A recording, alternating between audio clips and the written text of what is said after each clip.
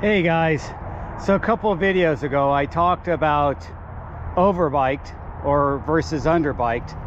Now I want to talk about bike specific and a little niche I kind of created for myself, and I think this is the direction of some gravel bikers because I'm seeing it more and more. But you decide what works for you. Now, as you can see, I built this bike up with, those are mountain bike wheels. They're laced up with bird spokes, which lightens them up, and they are very light aluminum rim. They're like 500 grams. So even a carbon rim is not going to be, is maybe 140 grams lighter. I mean, a carbon rim I-30 width is probably about 380 grams, maybe 400. These are 500. I think 500 and change, like 510. And they lace up really light with those bird spokes. The Onyx hubs are probably not the lightest. DT Swiss 180s would be lighter, but I like the dependability of Onyx, and this is not my first set of Onyx hubs. And Onyx did that really cool thing where they bring it in and they do the hook loop flange to make those bird spokes even more reactive as they put it onto that wheel set. So that's probably the most unique thing, besides this being customized to have no toe over, to accommodate bigger tires. I could go up to 29er tires by 2.1, maybe even 2.2. I haven't tried it yet. I'll see how that works. Anyway, I wanted to talk about this because I made this bike for me, where I ride and the different types of rides I do. This is my local backyard area, and I'm going to cut down here through, this is called Hahamunga Park, and there's those of you that grew up around here know about the JPL over here and the Frisbee golf course, and this is where the high schools hang out. My kids went to high schools here, not at the prep school, but at the high school, the public school. My kids are public educated. Anyway, it's really pretty over here, and you have this area where you can ride or walk, and you don't need a mountain bike. This is where I taught my kids to ride bikes, honestly. And we did go on the trails a little bit. There are trails, not really good ones, but there are trails. They're just covered with oak trees, so the soil is, in our dry heat in California, the soil is not the best for beginners, I would say. It's very so anyway, but this is what I want to talk about. I've done these rides for years and years, focusing on my mountain bikes because that's how I started and that's what I love. And I noticed that I was putting a lot of road mileage in, and having a geared mountain bike with knobby tires just didn't seem very effective. But I wanted to have those lower gears in my knobby tires for going up my mountains.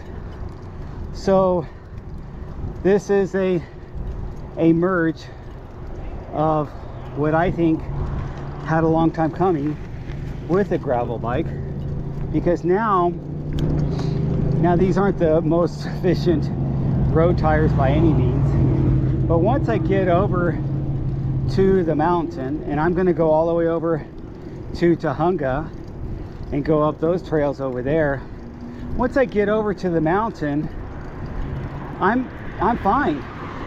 And this can go in most of the areas that I want to go. there's nothing holding me back. Now, I'm not going to go on single track that's technical with it. Why would I? I'm not doing that type of ride. The ride I'm doing today is focused on just getting some extra mileage, getting some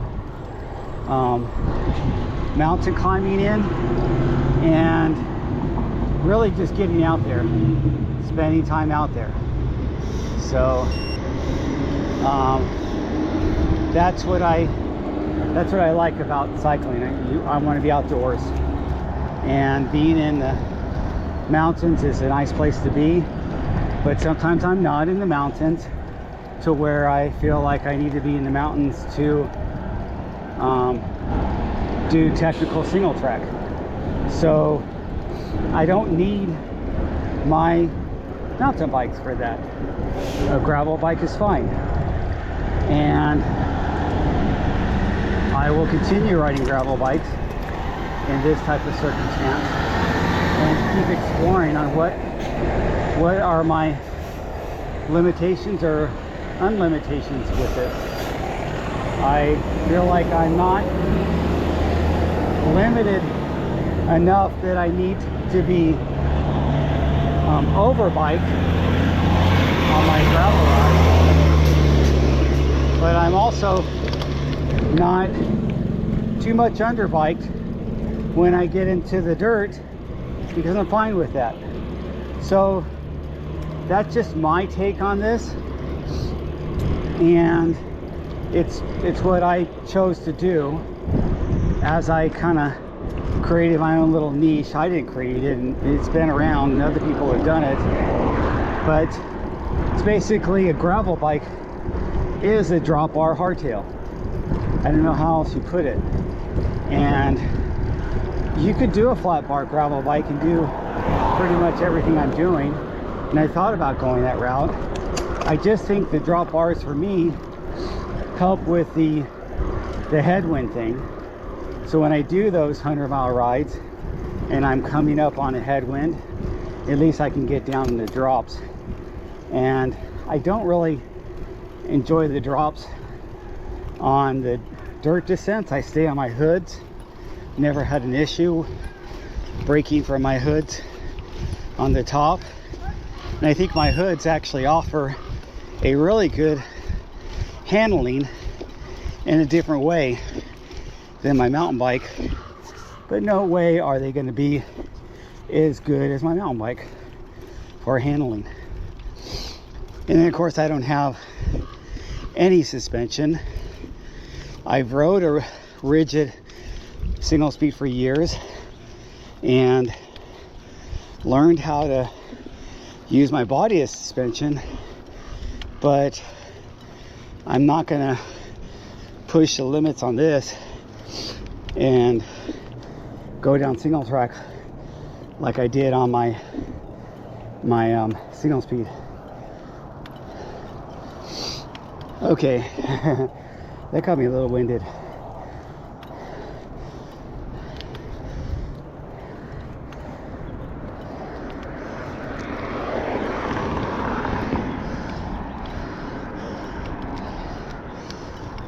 Okay, I'm gonna talk to you guys later, save some video for Tujunga and the mountains I'm gonna ride over there. Thanks for watching.